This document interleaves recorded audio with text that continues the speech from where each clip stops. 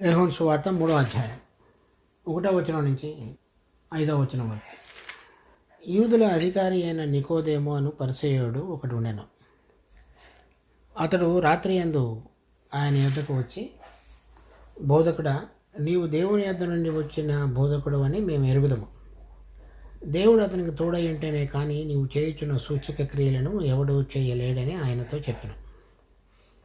అందుకు యేసు, అతనితో ఒకడు క్రొత్తగా జన్మించితేనే కానీ అతడు దేవుని రాజ్యంలో చూడలేడని నీతో నిశ్చయముగా చెప్పుచున్నానన్ను. అందుకు నికోదేము, ముసలివాడైన మనుషుడు ఎలాగూ జన్మింపగలడు? రెండవ మారు తల్లి గర్భమందు ప్రవేశించి జన్మింపగలడా అని ఆయనను అడుగగా యేసు ఇట్లనెను, ఒకడు నీటి మూలముగాను ఆత్మ మూలముగాను జన్మించితేనే కానీ దేవుని రాజ్యంలో ప్రవేశింపలేడని నీతో నిశ్చయముగా చెప్పుచున్నానెను. ఇక్కడ చాలా ప్రాముఖ్యమైనటువంటి విషయాలు ప్రభువు ఈ నికోదేము అనేటువంటి ఒక వ్యక్తితో మాట్లాడుతున్నాడు. అంతకు మునుపు 2వ అధ్యాయంలో 2 విషయాలు మనం చూసాం. ఒకటి, ఈ నీటిని ద్రాక్షారసంగా మార్చడం అనేటువంటిది ఈ ప్రాణ సంబంధమైనటువంటి ఈ జీవితాన్ని ఆత్మ సంబంధమైన దానిగా ఎలా మార్చడానికి ప్రభు వచ్చి ఉన్నాడనే విషయాన్ని చెప్పాడు.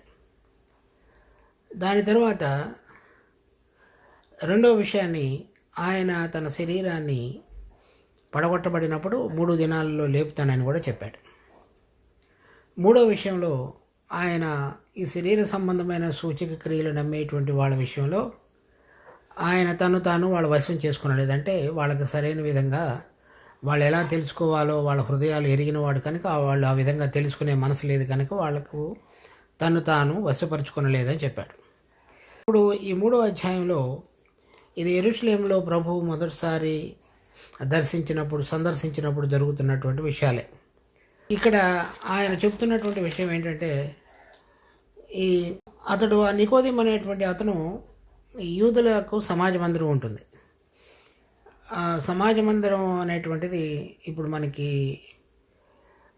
ఎలా అయితే సుప్రీంకోర్టు లాంటిది ఉంటుందో అలాంటిది. అంటే ఈ చిన్న స్థలాల్లోనూ ఉంటుంది, పెద్ద పట్టణాల్లోనూ ఉంటుంది, తర్వాత అన్నిటికంటే ఉన్నతంగానూ ఉండేటువంటి స్థలంలో యెరూషలేములో కూడా ఉంటుంది. ఇతడు యెరూషలేములో ఉన్నటువంటి ఆ సమాజ మందిరపు అధికారి. ఆ సమాజ మందిరపు అధికారుల్లో 70 మంది ఉంటారు. ఆ 70 మందిలో ఇతను ఒకతడు. వీళ్ళందరూ కూడా మతపరంగాను తర్వాత సామాజిక పరంగాను చేయవలసినటువంటి న్యాయ విధులన్నిటినీ నిర్ణయించేవాళ్ళు. ముద్దాయిలను శిక్షించడానికి వాళ్ళకి అధికారం కలిగినటువంటి ఒక రకంగా ప్రభుత్వాన్ని నిర్వహించేటువంటి వారని కూడా చెప్పవచ్చు.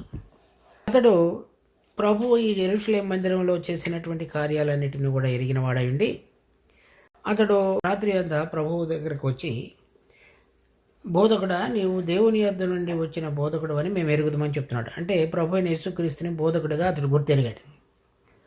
తర్వాత ఈ బోధకుడికి దేవుడు అతనికి తోడై ఉంటేనే కానీ ఈ కార్యములు, ఈ సూచక క్రియలు ఎవరూ చేయలేడని కూడా చెప్తున్నాడు. అంటే ఆ 2 విషయాలు అతడు అంగీకరిస్తున్నట్లుగా కనబడుతున్నాడు. 3వ వచనంలో, ప్రభువు, అవును నేను దేవుని దగ్గర నుండి వచ్చిన వానను అని అటువంటిది ఏమీ చెప్పలేదు. చెప్పకుండా ఈ విధంగా తనతోటి సరాసరి ఈ విధంగా మాట్లాడుతున్నాడు.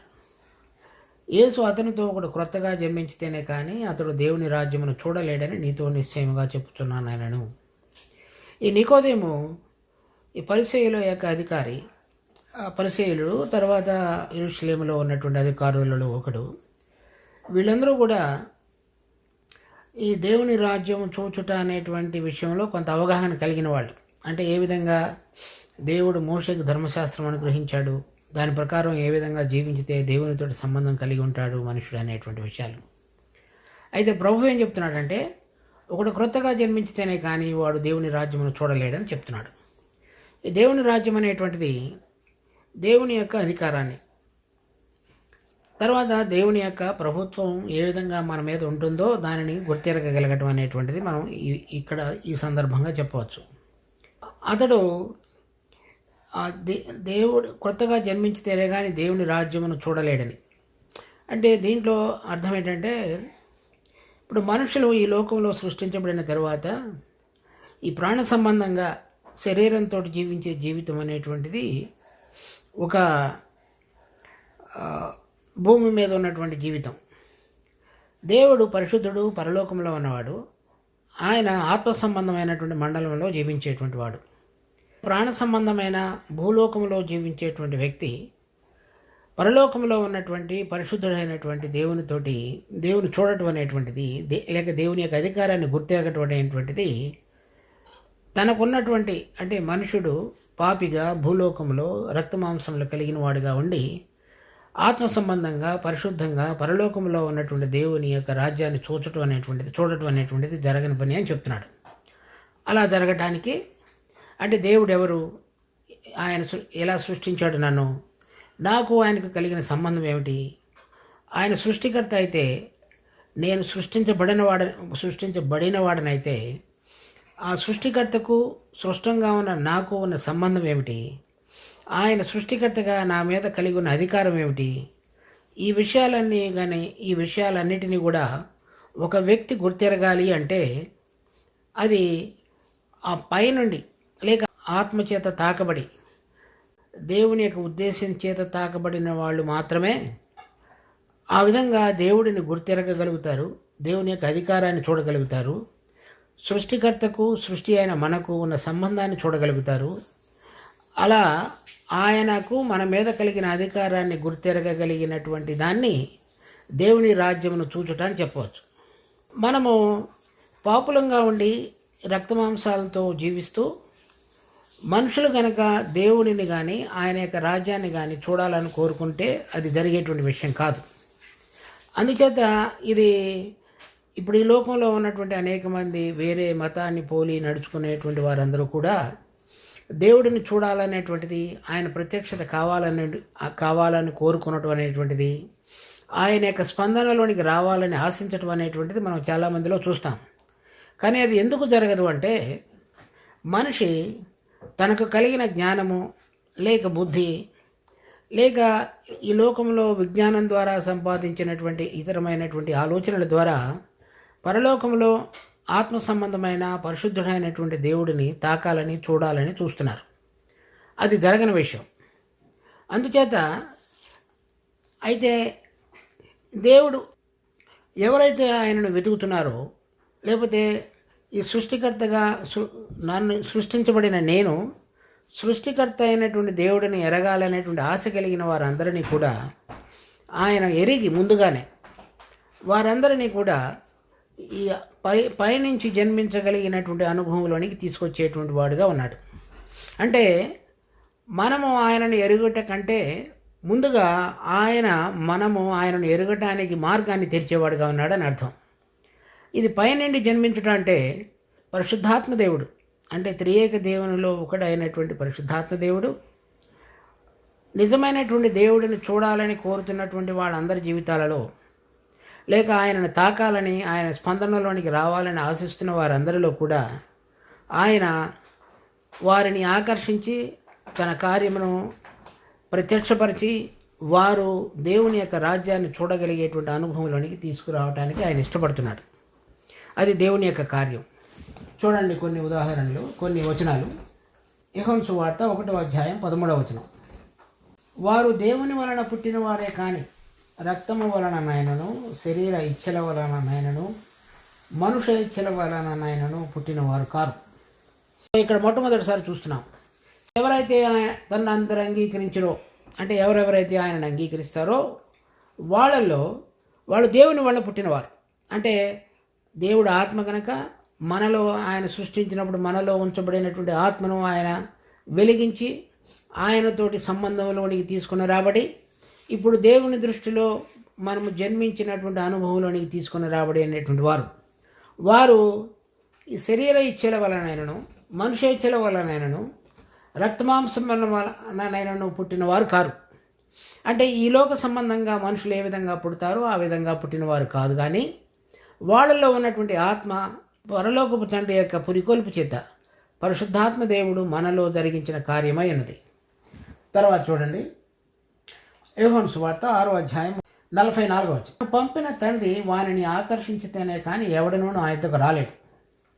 సో ఇక్కడ ప్రభు మళ్ళీ ఇంకొకసారి చెప్తున్నాడు, ఎవరైనా వచ్చి ప్రభువుని కనుక గుర్తిరగాలి, అంగీకరించాలి అంటే అది మనకు తెలియకుండానే ఆత్మలో తండ్రి అయినటువంటి దేవుడు మనకు తండ్రిని గురించి తెలియజెప్పుతూ మనము ఆయన దగ్గరికి వచ్చేటువంటి రాగలుగుటకు చేసేటువంటి కార్యమైనది. కనుక శరీర సంబంధంగా ఒక పాప లేక బాబు ఈ లోకంలో పుట్టినప్పుడు వారి ప్రమేయం ఏమీ లేదు. తల్లిదండ్రుల ప్రమేయం ద్వారా బిడ్డలు ఈ లోకంలోనే పుట్టారు.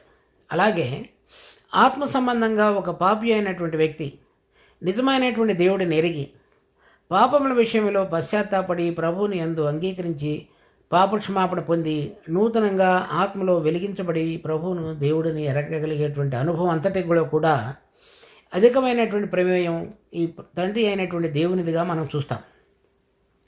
దాని తర్వాత 65వ వచనం, 6వ అధ్యాయం 65వ వచనం, మరియు ఆయన తండ్రి చేత వానికి కృప అనుగ్రహింపబడకుంటే ఎవడనూ నా యొద్దకు రాలేడని ఈ హేతువును బట్టి మీతో చెప్పుచున్నాను. సో ఈ తండ్రి ఎవరైతే ఆయనను వెతుకుతున్నారో వారందరికీ కృప అనుగ్రహించి కుమారుని దగ్గరికి వచ్చి కుమారుని ద్వారా నిజమైనటువంటి అనుభవంలోనికి లేక పరలోక సంబంధమైన తండ్రితోటి అనుభవంలోనికి రాగలిగేటువంటి విధంగా దేవుడు కృపను అనుగ్రహిస్తేనే కానీ ఈ కార్యం జరగదు. దాని తర్వాత ఇది ఎవరిలో చేస్తాడనేటువంటి ఒక విషయం కనుక చూస్తే అపోస్తుల కార్యం 17వ అధ్యాయం 26-27 వచనాలు, మరియు యావత్ భూమి మీద కాపురముండటకు ఆయన ఒకరి నుండి ప్రతి జాతి మనుషులను సృష్టించి వారు ఒకవేళ దేవునిని తడువులాడి కనుగొందురేమో అని తను వెదుకు నిమిత్తమును నిర్ణయ కాలమును వారి నివాస స్థలం యొక్క పొలిమేరలను ఏర్పరచును. మనందరినీ సృష్టించినటువంటి దేవుడు ఒకవేళ దేవుణ్ణి తడువులాడి కనుగొందురేమో అని. కనుక ఎవరైనా ఈ దేవుడు ఎవరు, నేను ఎవరి చేత సృష్టించబడ్డాను, ఎందుకు సృష్టించబడ్డాను, దేవుడు నన్ను సృష్టించుటలో కలిగిన ఉద్దేశం ఏమైనదని ఎవరైనా తడువులాడి కనుగొందురేమో అని తను వెతుకు వారందరికీ ఆయన నిర్ణయ కాలములను నివాస స్థలం యొక్క పొలిమేరలను నియమించున్నాడు. అంటే మనం ఎక్కడ ఉన్నప్పుడు ఆయన వెతికి ఆయన్ని తెలుసుకొనగలిగేటువంటి విధంగా మన హృదయాలలో ఎవరైతే ఆయన తడువులాడి కనుగొనాలని ఆశిస్తున్నారో వారందరికీ కూడా కింద చదువుతున్నాడు, మనలో ఎవరికి దూరంగా ఉండేవాడు కాడు. అంటే తడువులాడి కనుగొనాలని వెతకాలని అటువంటి వాళ్ళందరికీ కూడా ఆయన దూరంగా ఉండకుండా తండ్రి అయినటువంటి దేవుడు కుమారుడైన యేసుక్రీస్తు దగ్గరకు మనలను తీసుకుని వచ్చి ఆత్మచేత మరి మనలో ఉన్నటువంటి ఆత్మలో దేవుని సంధించగలిగేటట్లుగా ఆయన మార్గాన్ని తెరిచేవాడు. కనుక దీనినే మనం దేవుని యొక్క వాక్యంలో నూతన జన్మ అని కూడా చెప్తారు. ఈ నూతన జన్మ అనేటువంటి అనుభవాన్ని దేవుడు పరలోకం నుండి ఒక వ్యక్తి జీవితంలో జరిగించేది. ఇది పరలోక సంబంధమైనటువంటి ఆత్మచేత, పరలోకంలో ఉన్నటువంటి దేవుని యొక్క పరిశుద్ధాత్మచేత ఈ తడువలాడి కనుగొందురేమో అని వెతుకువారందరి విషయంలో ఆయన తండ్రిని గురించి కుమారుని గురించినటువంటి అధికారాన్ని గురించి మనకు తెలియజెప్పి మనలో ఉన్నటువంటి పాపముల చేత అపరాధముల చేత చనిపోయి ఉన్నటువంటి మన ఆత్మను ఆయనతోటి తీసుకురాగలటానికి చేసేటువంటి ప్రక్రియే ఆ నూతనంగా పైనుంచి జన్మించడం అనే మాటకు అర్థం. అప్పుడు మాత్రమే నిజమైనటువంటి సృష్టికర్త ఆయన నాకు ఆత్మకు తండ్రి, నేను ఆయన యొక్క అధికారం కింద లోబడి ఆయన ఇష్టానుసారంగా జీవించటానికి నేను ఈ లోకంలోని తీసుకుని రాబడ్డాను అనే విషయాన్ని ఒక మనిషి గుర్తెరగగలుగుతాడు. అలా గుర్తెరగలగటానికి ముందు మనిషి తను సృష్టికర్తను దేవుడిని తడవులాడేవాడుగాను, దేవుడు అటువంటి వాళ్ళ హృదయాలను చూసి ఇక్కడ మనం 2వ అధ్యాయంలో చూసాం, వాళ్ళ అంతర్యమును ఎరిగిన వాడు కనుక ఆయన వారికి తను తాను వశపరుచుకొనలేదు. కనుక ఎవరైతే అంతర్యంలో దేవుని వెతికి తడువులాడి కనుగొని పొందటానికి ఎదురు చూస్తున్నారో వారందరి విషయంలో ఈ విధంగా పైనుంచి క్రొత్తగా జన్మించగలిగినటువంటి అనుభవంలోనికి నడిపించి వారిని తండ్రి అయినటువంటి దేవుడు ఆశీర్వదించి మరి నూతనమైన విధంగా దేవునితోటి సంబంధంలోనికి నడిపించబడేటువంటి ప్రక్రియ ఈ క్రొత్తగా జన్మించుట అనేటువంటిది అయినది. ఈరోజు ఇంతవరకు చూద్దాం. మిగిలినటువంటి 2 వచనాలు తర్వాత కొంత భాగాన్ని రేపు చూద్దాం.